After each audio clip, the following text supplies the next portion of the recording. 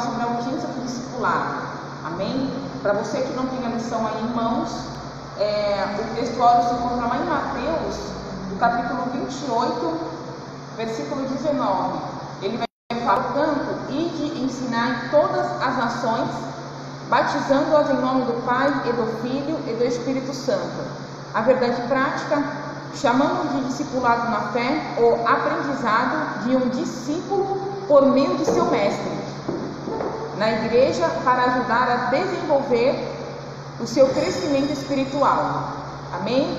Leitura bíblica em classe se encontra lá em Mateus, capítulo 28, 16 ao 20, e de Atos, capítulo 2, do 42 ao 47. E ele fala assim, lá em Mateus 28: E os 11 discípulos partiram para a Galiléia, para o monte que Jesus lhe tinha designado. E quando ouviram, adoraram, mas alguns duvidaram. E chegando-se Jesus, falou-lhes, dizendo: E-me dado todo o poder no céu e na terra. Portanto, ide e ensinai todas as nações, batizando-as em nome do Pai, e do Filho, e do Espírito Santo, ensinando-as, guarda todas as coisas que eu vos tenho mandado, e eis que estou convosco todos os dias, até a consumação dos séculos. Lá em Atos, capítulo 2, versículo 42 em diante. E perseveraram na doutrina dos apóstolos, e na comunhão, e no partir do pão, e nas orações. E cada alma havia temor, e muitas maravilhas e sinais se faziam pelos apóstolos. Todos os que tinham tudo em comum, vendiam suas propriedades e fazendas e partiam com todos, segundo cada um tinha necessidade. E perseveraram unânimes todos os dias no templo, e partindo o pão em casa, comiam juntos com alegria e singela de coração, louvando a Deus e caindo na graça de todo o povo. E todos os dias acrescentava o Senhor à igreja aqueles que se já haviam de salvar. Amém? Então a lição de hoje vai estar baseado nesse texto, né? E o objetivo aqui específico para a gente sair daqui dessa aula hoje entendendo o conceito do discipulado, tá? Elencar o tríplice do discipulado para a palavra, a comunhão e o serviço. Mostrar que o discipulado gera um crescimento sadio para a igreja, pessoal. Amém? A relação entre mestre e discípulo é um modelo bíblico do verdadeiro discipulado, né? Então, Jesus ali no seu início de tudo, ele formou os 12 discípulos, e após os 12 também, eles fizeram também mais discípulos, né? E o discipulado ele é muito importante na igreja, porque quando a gente chega do mundo, a gente precisa passar por essa triagem, né? Eu lembro do meu início, que quando eu cheguei eu tive que passar por esse momento aí de alguns meses, para que eu venha ter um fortalecimento na palavra. E é muito importante que realmente os que estão chegando na casa de Deus agora, ele passe por essa triagem chamada discipulado, onde tem um mestre para ensinar ele. E ali os discípulos do Senhor, eles tiveram Jesus, né? E ali o Senhor ensinou tudo o que eles precisavam saber, para após Jesus ele ser levado aos céus, após a sua ressurreição, os discípulos dão continuidade ali na sua obra redentora. Então aqui na introdução, o discipulado ele acompanha a pregação do Evangelho desde o princípio, e é de fundamental importância como base inicial na formação cristã do novo convertido. Então o novo convertido, quando ele chega na casa de Deus, a formação dele precisa vir do discipulado, tá?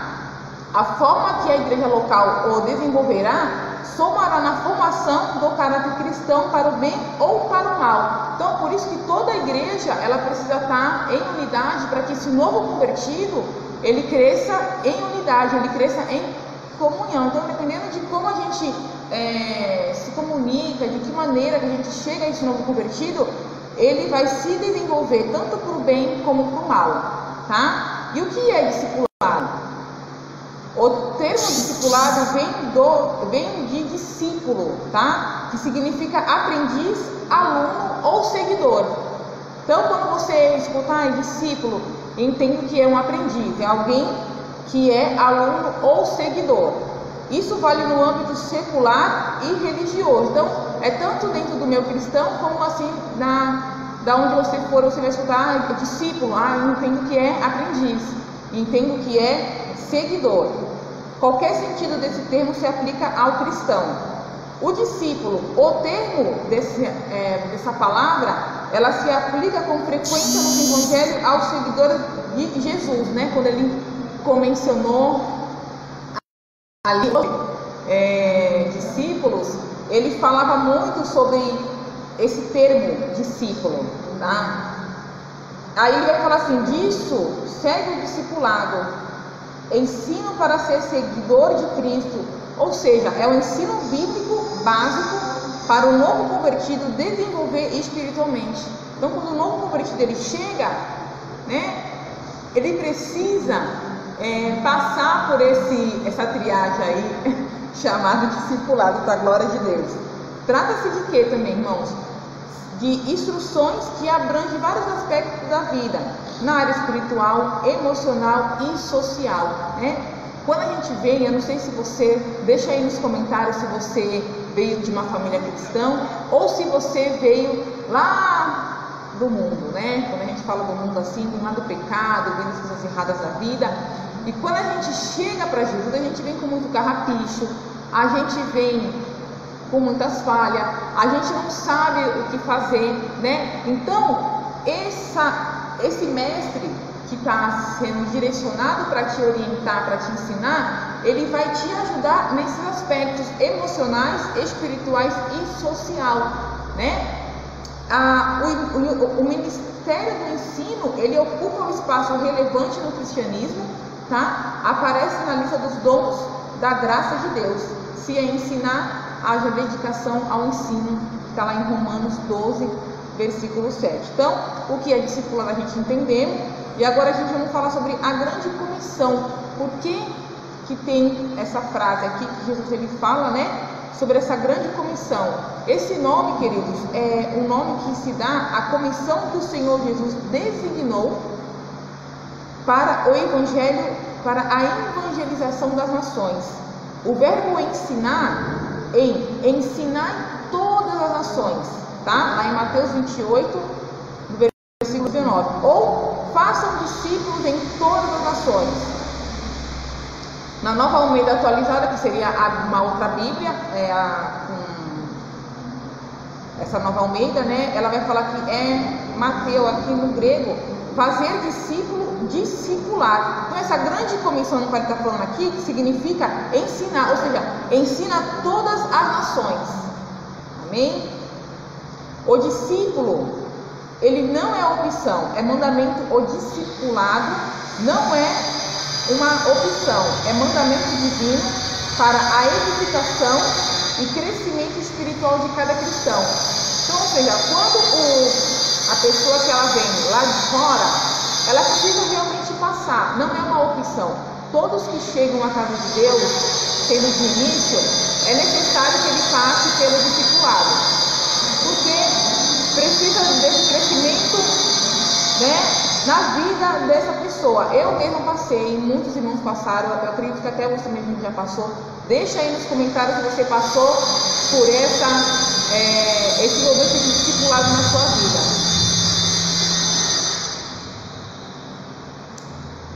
E além do discipulado, queridos, ele também ordenou que esses novos discípulos guardem o que aprenderam. Então, ou seja, não é somente passar por essas aulas de discipulado, você precisa, como discípulo, guardar aquilo que você aprendeu. E ele fala assim: ensinando-as, guarda todas as coisas que eu vos tenho mandado, né? Ou seja, a doutrina e os pontos doutrinários que Jesus ensinou.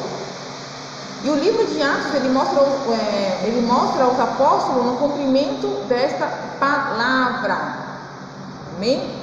Lá no capítulo 2 de Atos, no verso 42, ele fala que eles perseveraram na doutrina dos apóstolos, na comunhão e no partir do pão e nas orações. Então, tudo que eles aprenderam com os apóstolos, aleluia, eles guardaram aquilo e começaram a praticar, a viver aquilo na vida deles. Então esse é um segredo para nós você que está iniciando, ou seja, irmão, é para nós também, né? Nós somos novos convertidos todos os dias. Todo dia a gente aprende alguma coisa nova. A gente nunca sabe de nada, né? Errado é esse que pensa que sabe de tudo, ou que eu então uso aquele jargão, né? Já tenho 20 anos de igreja, né? Eu sei do que eu estou falando, né? Mas nem sempre é assim, amém? Todos os dias nós somos novos convertidos para o Senhor. E a educação cristã? A doutrina dos apóstolos, né? Que eles perseveraram na doutrina, ou seja, no ensino dos apóstolos. Está dentro do corpo doutrinário que Jesus ensinou aos seus discípulos durante o seu ministério terreno e que depois o Espírito se encarregou de orientá-los. Então, essa perseverança na doutrina que eles tiveram, tanto Jesus ensinou no seu ministério terreno, e após isso, os discípulos, que seriam os apóstolos mais na frente, passaram esse mesmo ensino para os discípulos deles. Tá? O currículo de qualquer um dos nossos cursos teológicos constam diversas disciplinas sobre Deus e Jesus, o Espírito Santo e a Trindade, sobre os anjos, o homem e o pecado, sobre a expiação e a salvação, sobre a morte e a ressurreição dos mortos, sobre a sua vida e a igreja. Jesus falou e ensinou sobre tudo isso e muito mais, como a teologia prática, a ética, aquilo que o cristão deve praticar no seu dia a dia. O ensino desse contexto pode se referir também aos cursos teológicos. Então essa educação cristã, ela é passada para você da onde Jesus ele falou um dia sobre a ressurreição, né? Sobre o pecado, o homem, o pecado, a salvação, a expiação. E aí ele passou isso para os discípulos, os discípulos passaram em diante até chegar a mim e a você também. Essa educação cristã, a doutrina dos apóstolos, perseveraram nessa doutrina. Então, o vocábulo, né, discípulo no Novo Testamento carrega consigo a ideia de seguidor de Jesus Cristo. Amém?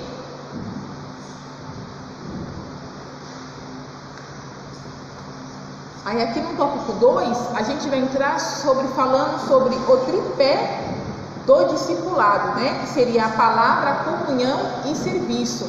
Entendemos sobre o que é discipulado, o discípulo, essa grande comissão que o Senhor nos designou para fazer, para falar, para pregar para todas as nações. A educação cristã, que seria o ensino passado adiante, tá? Daquilo que a gente aprendemos com o Senhor Jesus Cristo. E agora a gente vai falar sobre o tripé, a base, o fundamento aí da palavra, comunhão e serviço. Essa trilogia, significa essas três palavras, palavra, comunhão e serviço, era a marca da igreja, tá? De Jerusalém, logo após o Pentecoste. Então eles viveram nessa comunhão, eles viveram nessa palavra e eles viveram nesse serviço, tá? Era a base dos apóstolos após aquele dia do Pentecoste, porque eles seriam ali agora guiados pelo Espírito Santo. Isso influenciou a maioria das igrejas de todos os lugares, em todas as épocas, e continua valendo até hoje na atualidade, tá? Porque a palavra, queridos, é a nossa vida, tá? O instrumento, o tríplice que você precisa para ser um discípulo valoroso, um obreiro de valor, está aqui na Bíblia, tá? Não está em outro lugar, senão aqui. A comunhão, né? Esse repartido pão, essa comunhão que eles tinham, essa unidade que eles tinham e o serviço de fazer, tá? Era a base deles ali e até nos dias de hoje, amém? E o que vem assim a ser a palavra, tá? A autoridade das Escrituras, ela é singular e única, pois a sua fonte é o próprio Deus. Elas foram faladas primeiramente pelos profetas do Antigo Testamento e depois pelos apóstolos no Novo Testamento. Os primeiros discípulos, eles perseveraram na doutrina dos apóstolos. Isso quer dizer que eles continuavam no aprendizado sob comando dos apóstolos. Esse ensino se baseia assim, tanto nas escrituras quanto na própria experiência dos apóstolos. Tá vendo? Porque eles se baseavam aqui, no que eles aprenderam, nessa doutrina, ou seja, no ensino da palavra, tá? Então, essa era a autoridade das escrituras, ela é singular e única. Tanto é que eles passaram disso daqui para um, para outro, até chegar em nós, né? A Bíblia Sagrada, ela é traduzida no português e graças a Deus que a gente temos ela em mãos, né? E muitas vezes a gente não dá total valor, a gente não dá total prazer para estudar realmente o que está aqui. Lembrando que a palavra ela é viva, ela é eficaz, ela é mais penetrante que uma espada de dois gumes, que entra lá dentro do seu coração, lá na medula, lá na espinha, e faz você compreender coisas que no mundo ou em outros livros você não vai saber, tá? Então, isso quer dizer que eles continuavam no aprendizado sobre comando dos apóstolos. Esse ensino se baseia-se tanto nas escrituras quanto na própria experiência dos apóstolos, os quais receberam a revelação diretamente de Jesus durante o seu ministério terreno e depois do Pentecoste do Espírito. Então, eles tinham essa experiência com o Senhor vivo e após ele ascender ao céu, o Espírito Santo começou a guiar eles dentro do que eles já tinham aprendido dentro do ministério do Senhor Jesus Cristo aqui na terra, tá? E na atualidade não temos os apóstolos em pessoa, né? Eles foram realmente os verdadeiros apóstolos. Aleluia. No entanto, eles ainda nos ensinam pela palavra de Deus, que é a Bíblia. Então, eu não sei se você é novo convertido, eu não sei se você que está me assistindo nesse momento, você está iniciando aí as pegadas com Jesus, tá bom? Então, eu deixo para você aqui uma dica para você iniciar realmente com esses homens que um dia aí foram fundamento da igreja, eles que, pela misericórdia de Deus, o Senhor comissionou eles a ir e ensinar o Evangelho, tá bom? Inicie a sua leitura, se você não é convertido, ou até mesmo vocês que têm dificuldade na leitura, com os Evangelhos, tá? Evangelho de Mateus, de Marcos, de Lucas, de João e de Atos, porque aí você vai ter assim uma base muito legal sobre o nosso Senhor Jesus Cristo e o que Ele deixou ali de ministério, de doutrina, de ensino para nossas vidas, tá bom? Então, esse tríplice do discipulado, que é a palavra, entendemos agora que eles tinham a palavra como autoridade singular e única, amém? E a comunhão, que está lá em Atos capítulo 2, versículo 42, né? Eles perseveraram na doutrina dos apóstolos e na comunhão. O que seria essa comunhão?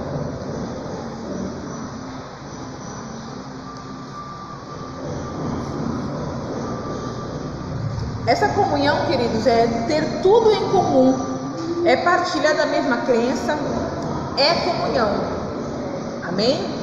A palavra em grego, koinonia, né, que significa comunhão, ou seja, significa compartilhar ou participar mutuamente de algum evento comum ou em acordo. Então, eles tinham um modo de pensar único, todos pensavam da mesma maneira. Sabe, se falasse assim, olha, a gente vai jejuar hoje, nós todos iríamos jejuar. Olha, uma irmã está passando uma situação de dificuldade, vamos ajudar? Todos iriam ajudar, ou seja, eles tinham a mesma crença, o mesmo compartilhar, amém? Isso que significa comunhão. No Antigo Testamento, essa ideia de comunhão se dizia a respeito ao relacionamento da pessoa com o seu próximo, tá? Salmo 133, ele vai falar isso para nós. Você que está com a sua Bíblia em mãos aí, abra lá para a gente dar uma lida. O que fala? É um salmo muito conhecido, né? Que com dom tão suave que os irmãos vivam em união, né? E agradável viver em união com os irmãos. Aí ele vai falar que seria aqui. Seria um relacionamento com o seu próximo e nunca do ser humano com Deus. Embora Abraão tenha sido chamado amigo de Deus e Moisés tenha falado com Deus face a face, eles não aprovaram a mesma comunhão com Deus como os crentes da nova aliança. A comunhão do cristianismo envolve tanto o relacionamento entre os irmãos, como também com o Pai. Então, no Antigo Testamento, seria um relacionamento com o seu próximo, e nunca com Deus. Agora, na nova aliança, a comunhão do cristianismo significa o quê? A comunhão tanto com o meu próximo, quanto com Deus. Amém? Então, a comunhão do cristianismo, ela envolve tanto o relacionamento entre os irmãos, como também com o Pai, com o Filho e com o Espírito Santo. Que coisa linda! É a glória da Trindade. Amém? Então, essa comunhão, irmãos, ela precisa ser bem ajustada, né? Porque se eu tenho comunhão com Deus, eu tenho comunhão com meu irmão. Que a palavra vai nos dizer o quê? Que como que eu posso amar o meu irmão? Como eu posso amar a Deus, que eu não vejo, e amar o meu irmão? Então eu tenho que ter o amor tanto por ele que estou vendo, que se eu amo a ele, eu amo a Deus. Se eu amo o meu irmão que eu estou vendo, eu amo a Deus que não vejo. Tá? Então, entendemos que a palavra, ela era singular e única, e ele se curvava diante da palavra para poder o evangelho crescer. Entendemos agora que a comunhão, ela é tanto para o próximo como para Deus Pai, Jesus e o Espírito Santo. E agora a gente vai entender sobre a comunhão na igreja de Jerusalém.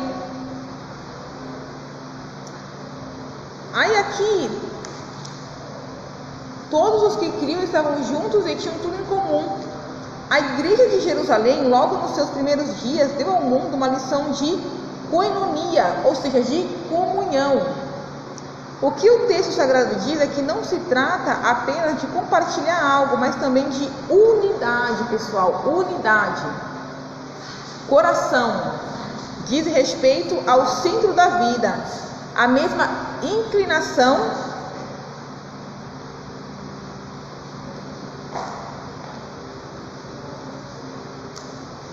coração diz respeito ao centro da vida, a mesma inclinação. E a alma é a sede das emoções, fala dos mesmos afetos e sentimentos. Então essa comunhão que eles tinham dentro de Jerusalém, que seria ali logo nos primeiros dias, deu uma lição para nós. De que maneira?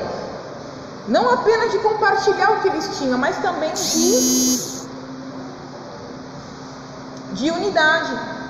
E quando se fala de coração, vai falar sobre o centro da vida, sobre a mesma inclinação, o mesmo desejo que eles tinham um pelos outros. E quando fala de alma, vai falar de sede de emoções, ou seja, fala dos mesmos afetos e sentimentos.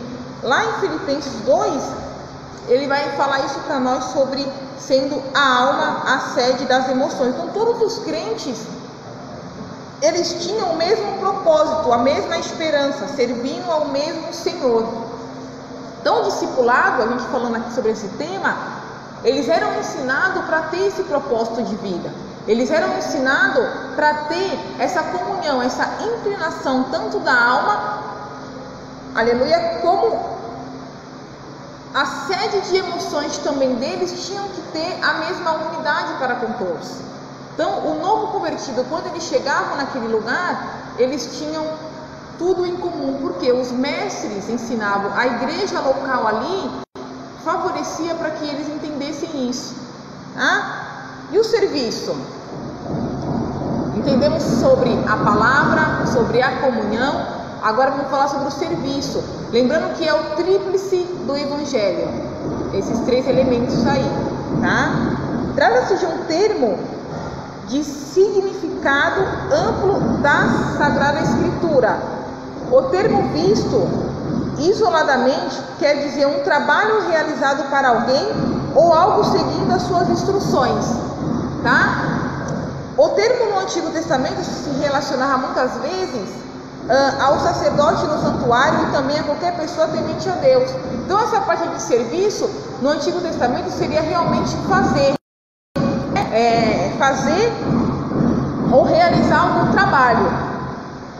Na primitiva igreja de Jerusalém, lá em Atos dos Apóstolos, já era de que maneira? O serviço cristão está representando sumariamente na perseverança do ensino dos apóstolos, na comunhão e no partir do pão e nas orações, tá?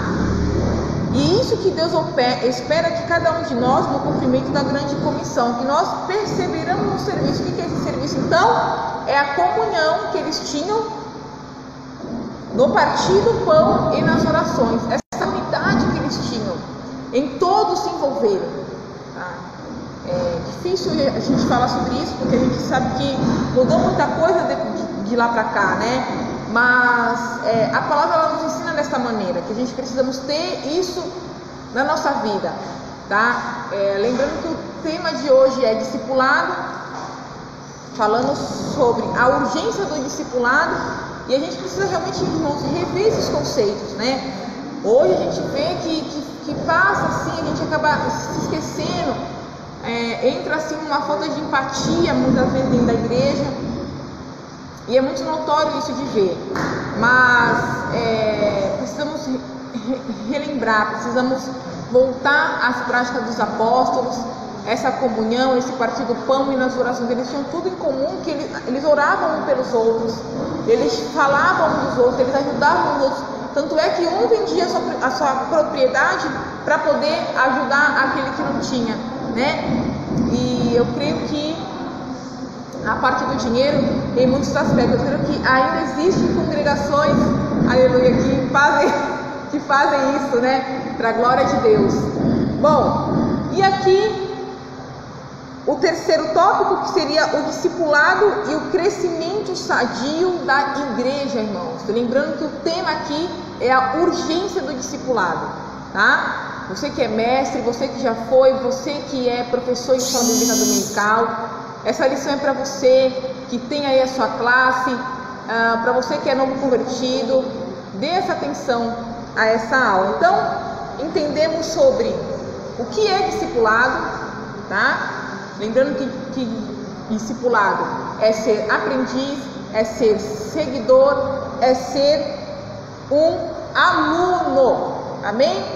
O tríplice do discipulado, a palavra, a comunhão e o serviço. A palavra, eles tinham a palavra como única, eles viviam de acordo com a palavra. A comunhão, eles repartiam, eles davam, né? Eles tinham tudo em comum, a unidade deles e o serviço deles, ou seja, eles perseveravam no repartir do pão, nas orações e na comunhão. E agora a gente vai falar sobre o discipulado e o crescimento sadio na igreja, lembrando que o discipulado envolve toda a igreja local, amém?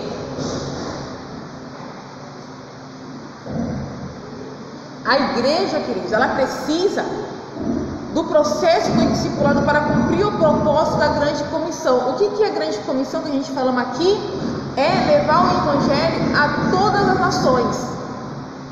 Então, se não tiver novo convertido, queridos, na casa de Deus, como que vai ter um crescimento sadio? O evangelho precisa ser expandido.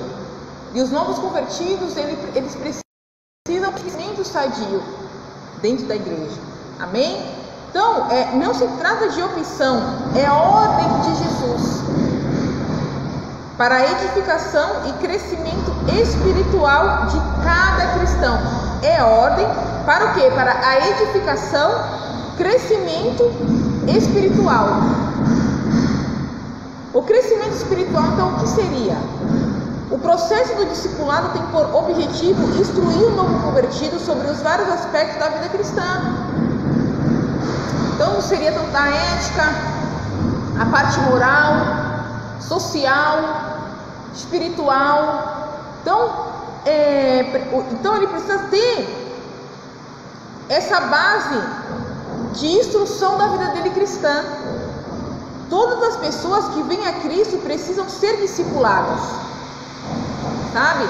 Hoje, muitas vezes, irmãos, a gente vê muito erro na casa de Deus, porque as pessoas, elas chegam e elas já são colocadas para fazer alguns serviços, e elas não passam por essa triagem aqui chamada discipulado, e aí vai fazendo de uma maneira que não agrada a Deus.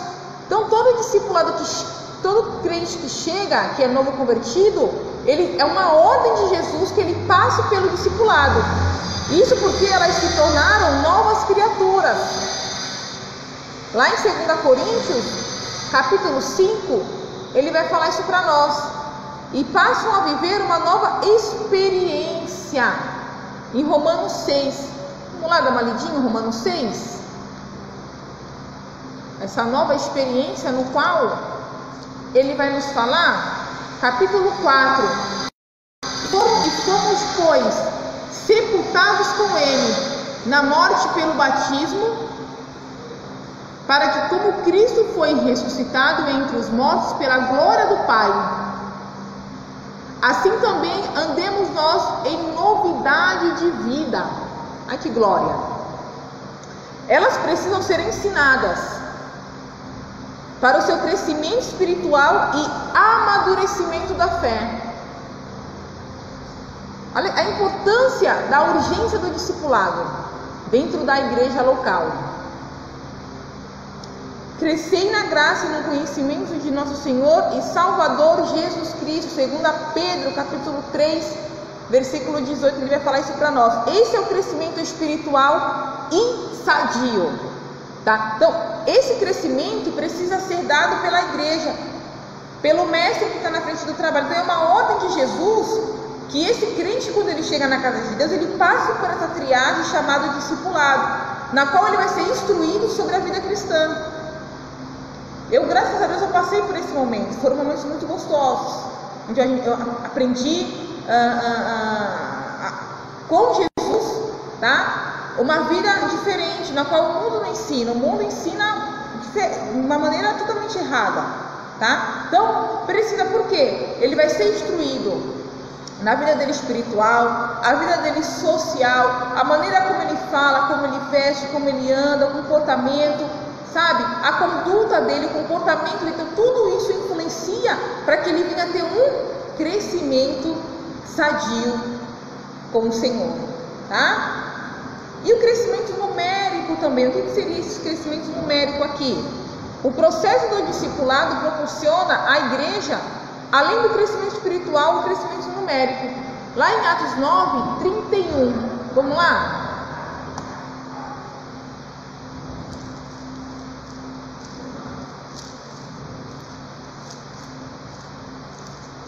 (9:31), ele vai falar assim para nós que a igreja, na verdade, tinha paz por toda a Judéia, Galiléia e Samaria, edificando-se e caminhando no temor do Senhor e no conforto do Espírito Santo, crescia em números. Ó, a igreja, ela expandia, crescia, muita gente, muito discipulado, eles cresciam, avançavam, desenvolviam, tá? Então, note que o propósito da terceira viagem do apóstolo Paulo não foi para plantar igrejas locais, mas para discipular e ensinar a igreja de Efésio. Formar e treinar o obreiro para a seara do Senhor. Ele ficou ali durante 3 anos, o apóstolo Paulo, ensinando esses novos convertidos na fé. Sabe onde que está? Lá em Atos 18, capítulo 22, 23... capítulo 19 também, capítulo 20 também vai falar que ele não foi somente ali nessa terceira viagem missionária para fazer a igreja, mas sim para instruir esses novos convertidos na fé.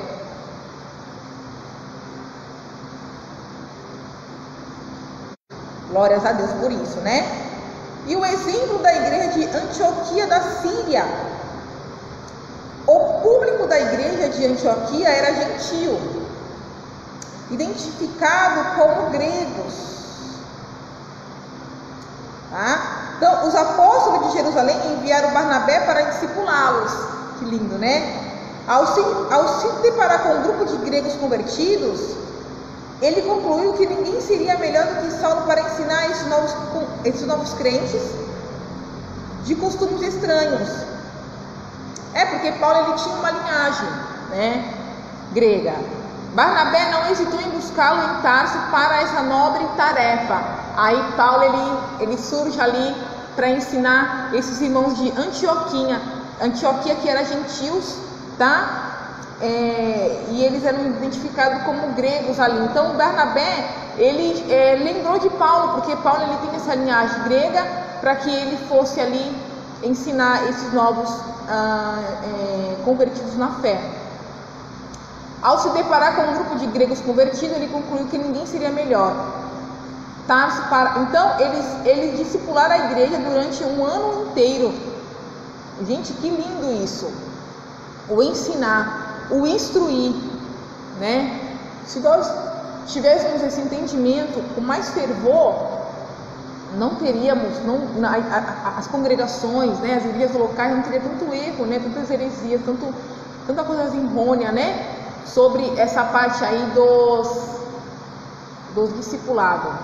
E também o culto de doutrina também é muito importante, que seria o ensino. Doutrina não é uma coisa assim que a gente vai de corrigir, não, é o ensino da palavra, tá? Assim, desde muito cedo na história do cristianismo, a igreja se preocupa com o discipulado, pois fazer discípulo não é a mesma coisa que fazer membros de igreja. É totalmente diferente, é você realmente aprofundar esses novos na fé dentro da palavra. É realmente você instruí-los né, de acordo com o que um dia Jesus deixou para nós, tá? Eu gosto muito daquela passagem de Mateus 5, que ele fala sobre as bem-aventuranças, né? Ali também é uma instrução sobre de que maneira que o cristão, a conduta do cristão ele tem que ter, quando ele fala que nós devemos ser bem-aventurados em muitos aspectos ali. Síntese do tópico: o verdadeiro discipulado contribui para o crescimento espiritual e numérico da igreja. Então, quando você instrui esses novos convertidos, automaticamente vai crescer, um chama o outro e vai crescendo, vai crescendo, vai crescendo, e a igreja ela vai ter um crescimento sadio na casa de Deus, tá? E aqui, para concluir, espero que você tenha gostado dessa aula. Deixa seu like aí se você gostou desse conteúdo, ativa as notificações da live, da página aí, curta a página, tá bom? Para você não deixar, e compartilhe também essa live aí com outras pessoas, com você que tem amigo que é novo convertido, para que ele venha ser edificado com essa palavra e a obra do Senhor ela venha crescer e crescer na graça e no conhecimento. Amém, queridos? E aqui, para concluir, queridos, Deus tem interesse no bem-estar social e espiritual do ser humano. Isso vale para a igreja e para a sociedade, tá? Então o desejo do Senhor é que o crescimento seja social e espiritual. A educação com base nos princípios cristãos é importante. Por quê? Além dos valores espirituais, contribui na construção de uma sociedade civilizada. Imagine se não tivesse leis, imagine se nós não tivéssemos regras. O mundo já está vivendo um terror do terror, né? E ainda se a gente não tivesse coisas para nos instruir da melhor maneira, estaria todo mundo aí de uma maneira totalmente errada, né, irmãos? Então, ser civilizado dentro da palavra de Deus também é uma maneira da gente viver segundo a ética do Pai, a ética de Jesus, tá? Então, a base dos valores morais e espirituais é a Bíblia. Amém, queridos? Então, a quem se aplica o termo discípulo? Se aplica nos evangelhos aos seguidores de Jesus, tá? E o que é a grande comissão? É o nome que se dá à comissão que o Senhor Jesus designou para a evangelização das nações. Ensinai todas as nações da terra, tá? E o que envolve a comunhão do cristianismo? Envolve tanto o relacionamento entre irmãos, como também com o Pai, com o Filho e com o Espírito Santo. Qual é o objetivo do processo do discipulado? O processo tem por objetivo instruir o novo convertido sobre os vários aspectos da vida cristã. Qual foi o propósito da terceira viagem missionária do apóstolo Paulo? Não foi fazer mais igrejas, e sim instruir os novos convertidos ali daquela congregação. Ele ficou ali durante 3 anos para poder instruir aqueles irmãos na base bíblica. Tá bom? Que o Espírito Santo venha falar mais ao seu coração. Vou passar aqui isso. Lembrando que na semana que vem vai ser a última lição esse primeiro trimestre, né? O verdadeiro pentecostalismo voltados os olhos para a bendita esperança. Você que tem a lição aí, ó, será essa lição aqui que a gente vai estar falando semana que vem. Vai ser uma bênção. Esteja conosco aqui a partir das 9 horas da manhã. Amém, queridos? A gente vai fazer uma oração para finalizar a aula de hoje. Pai queridos, te damos graça nesta manhã. Te agradecemos a aula, que nós possamos compreender, Senhor, a importância do discipulado. Peço em favor, meu Pai, de cada um que assistiu essa live, que o Senhor venha abençoar, venha tocar, venha ensiná-los na palavra. Põe no desejo de ler dentro de casa, onde eles estiverem. Abençoa o seu domingo. Aqueles que irão ver depois dessa live, venha abençoar cada um, meu Deus, que curte essa página. Ser com cada um dos meus irmãos, meu Pai, nesses momentos tão difíceis. É o que nós te pedimos nesta manhã e já te agradecemos em nome do Pai, do Filho e do Espírito Santo. Amém e graças a Deus. Tchau.